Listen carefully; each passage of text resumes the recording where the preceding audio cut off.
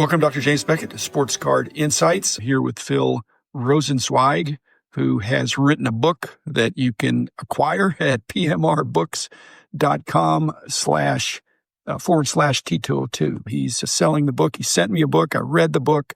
Phil is sharp. He's dedicated. He loves the triple folders, which is what this will be about, and other kinds of not just T cards, but cards from that era. So I'm very into it.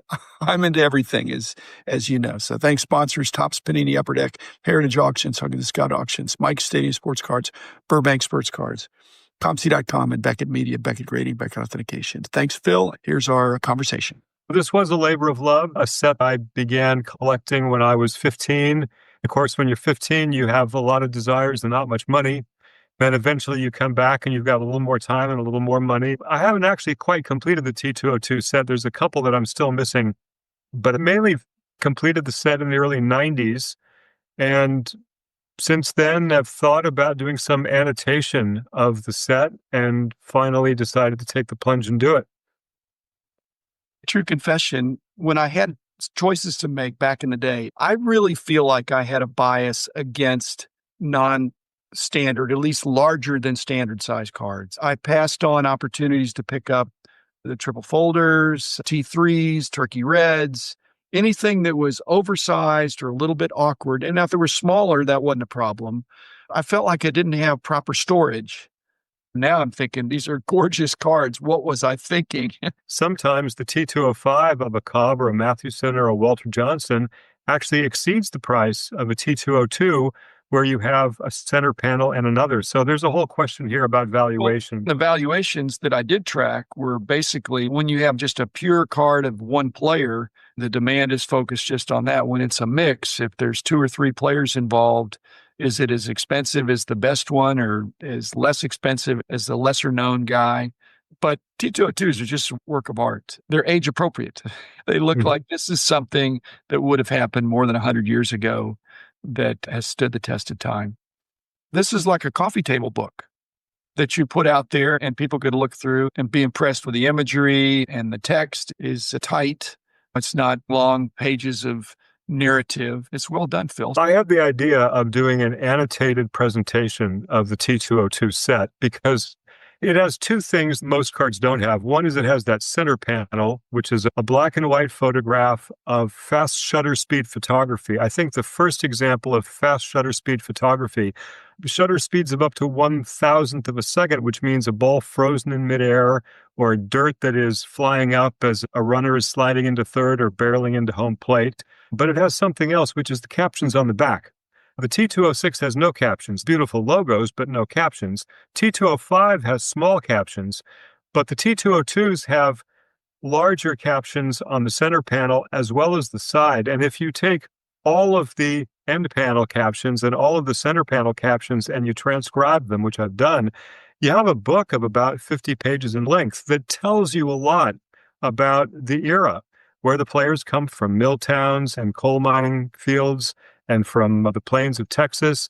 It tells you about the game and the strategy, and there's wonderful vocabulary, how players are referred to. But I thought the 1912 season is such a magnificent season. Why not use the cards to tell the story of that season, which is the season that's mentioned more than any other in Larry Ritter's book, The Glory of Their Times. You have Smokey Joe Wood wins 34 games, and Rube Marquard wins 19 in a row. And you've got Chief Wilson, 36 triples, still the record today. Fenway Park opens. Navin Field in Detroit opens. Redland Field, which became Crosley Field in Cincinnati, opens. You've got Ty Cobb going into the stands in New York and beating up a heckler. So there's many wonderful things. I decided to arrange the cards to tell the story of the season from the beginning to the end, which includes the World Series, which was an epic World Series between the Giants and the Red Sox. I'm not a graphic designer, so I found a designer in Alexandria, Virginia, Antonio Alcala. He had done a book called Game Faces for a Smithsonian collection of baseball cards, and I just loved the look of it. The layout, the fonts, the colors, the typeface is very much Antonio's design sense, but the actual writing of it and what goes where and what words and the annotation and all the research behind it, that's all me. So it was a collaborative process in that regard. Do you perceive that 1912 as a season, is that a coming out for baseball or the beginning of a new era? In some ways, it's the beginning of a new era in terms of these new stadiums. After the agreement in 1903 and the beginning of what we consider the modern era, the game was still getting on its feet economically.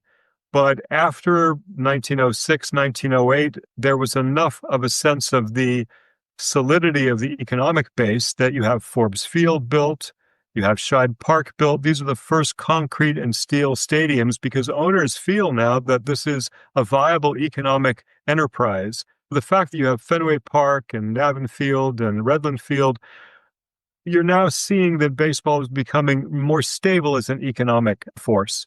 The World Series went 8 games. Some people say this is the first of the great World Series.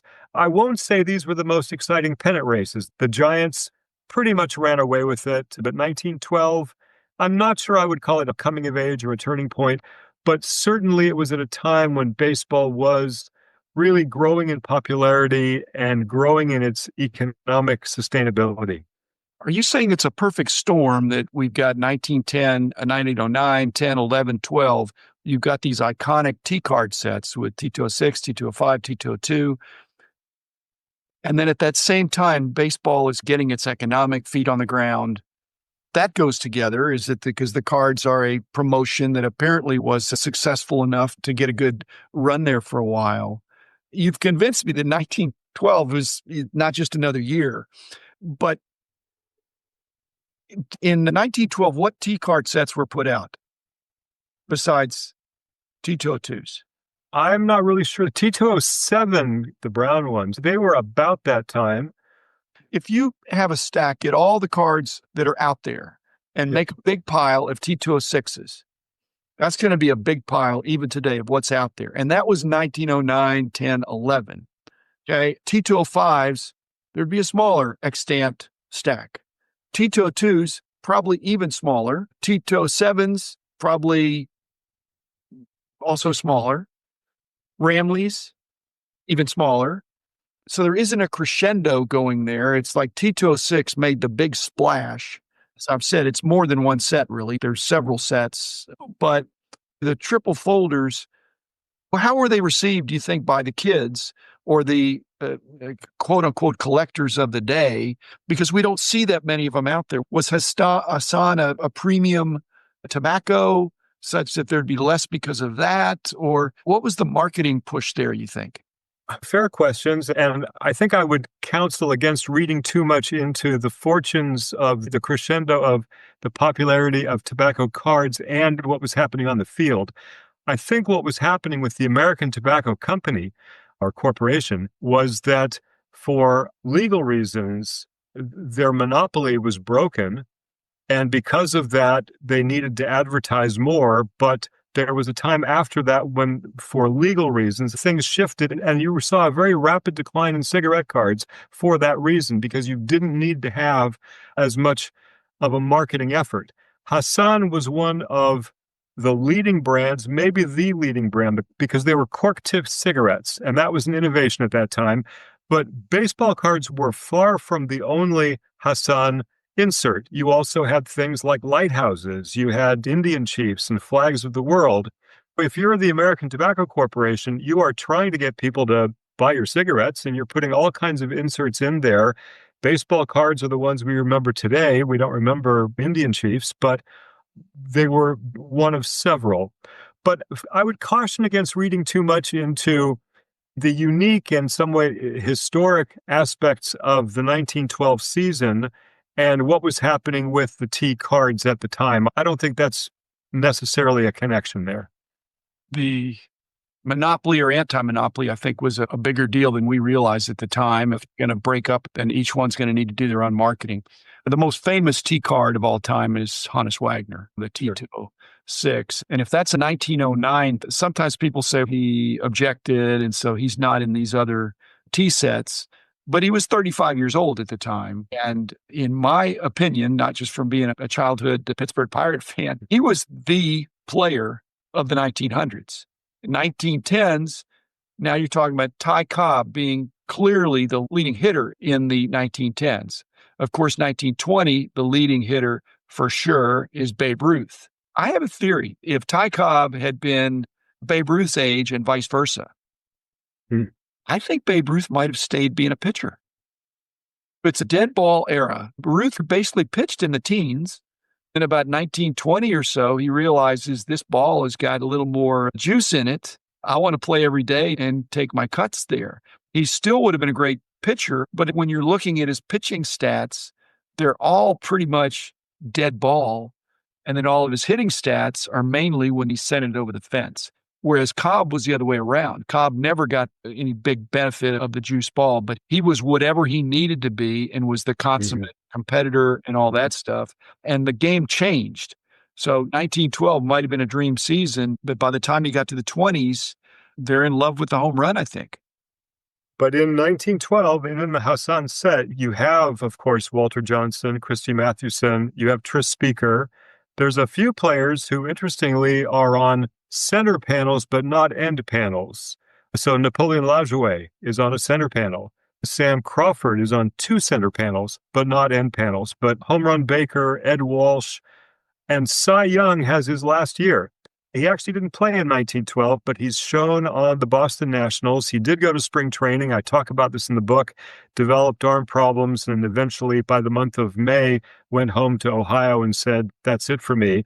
But there are 137 different players, and you've got an enormous number of Hall of Famers, the Johnny Evers and Eddie Collins and so forth. There are 2 players who are in the T202 set who were not in the T205s. And one of them is Smokey Joe Wood, who had a first really great year in 1911. And I'm glad they saw fit to add him to the T202 set. The other one is a catcher for the Yankees or the Highlanders named Walter Blair, was never even a starter. And I'm not really sure why they added him on. The one I wish they had added, who had a great year in 1911, was Grover Cleveland Alexander, but he's not in the set. You've got, of those 137, lots of Giants, lots of Cubs, and only a few of the Browns, the Rustlers, the Naps. But every team has at least 4 players, and I arrange them in the season to make sure you've got somebody from every team early on. But I found ways to bring in cards at various times to highlight important games.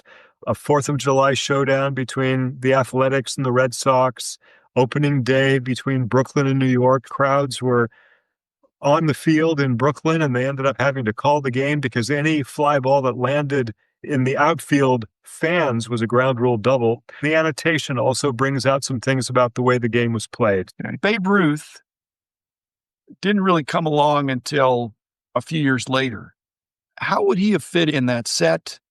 As card collectors, we know some sets have popularity based on the best card or the best player or drama of something in that set. The T206s that Honus Wagner and Plank also put it on the map. And again, Honus Wagner, I won't say he was better than Cobb, but he was the guy in the 1900s.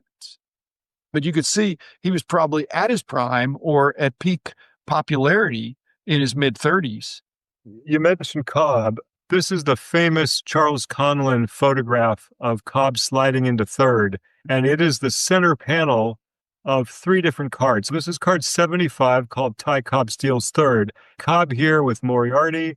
Here you see Stovall and Austin. Austin is the third baseman for the Yankees who's being thrown, and the other one has got Cobb here with his manager, Huey Jennings. Okay, that's probably the most dramatic photograph of all 76 center panels, the one that is best known.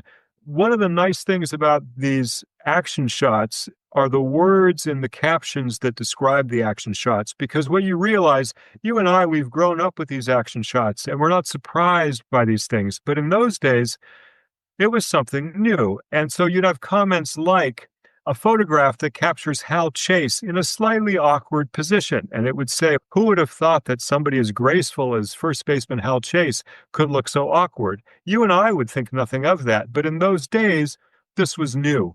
Or they show a runner coming back to first on a pickoff throw. The ball's frozen in midair, and the caption says the runner is waking up to the fact that he can't possibly get back in time. He probably got back in time. He's moving as well as the ball is moving. But you realize that the way the game was being portrayed and how it was interpreted was in a new era. Although there were fast shutter speed cameras in those days, we did not yet have telephoto lenses. So the photographers are positioned generally at first base, at third base, at home plate. So you see a lot of pickoffs at first base or runners sliding into third or batters. But you don't see a shortstop going into the hole. You don't see an outfielder making a grab at the fence because we didn't yet have the telephoto lenses. So you get a sense of how baseball photography was evolving, fast shutter speed, but not yet telephoto lenses. But they're not following the path of least resistance. They're capturing some interesting photographic art, and then they're painstakingly crafting a narrative. Baseball was a radio game in those days, describing here's what's going on in an interesting way. So they're not mailing it in any way. These are works of art. Just there's an attention to detail there that was unprecedented.